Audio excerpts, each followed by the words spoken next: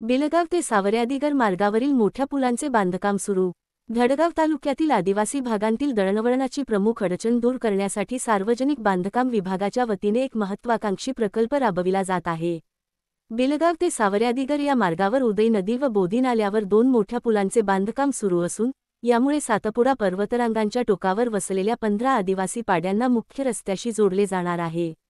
हा प्रकल्प म्हणजे केवळ भौतिक बांधकाम नव्हे, तर समाज, आरोग्य, शिक्षण आणि व्यापाराच्या संधी वाढविणारी जीवनरेषा ठरणार आहे। विशेषतः पावसाळ्यात संपर्क तुटणाऱ्या भागांमध्ये अखंड वाहतूक, रुग्णवाहिका, पोलीस आणि आपत्कालीन सेवा सहज पोहोचू शकतील। आरोग्य व शिक्षणासाठी नवे दारे।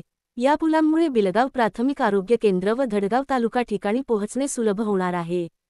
विद्यार्थ्यांसाठी शाळा व महाविद्यालयात जाण्याचा प्रवासही सुकर होईल। निधी व प्रगती। या कामासाठी इंडियन रुपी 45 कोटींची प्रशासकीय मान्यता मिळालेली असून 11 ऑक्टोबर 2024 पासून कामास सुरुवात झाली आहे।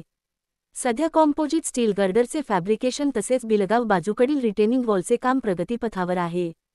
परिणाम, या प्रकल्पामुळे सातपुडा परिसरातील दूरस्थ भागांना वर्षभर दळणवळणाची सुविधा मिळेल। आरोग्य, शिक्षण, प्रशासन व व्यापार यामध्ये स्थैर्य निर्माण होईल आणि हा परिसर आर्थिक व सामाजिकदृष्ट्या अधिक सक्षम होईल।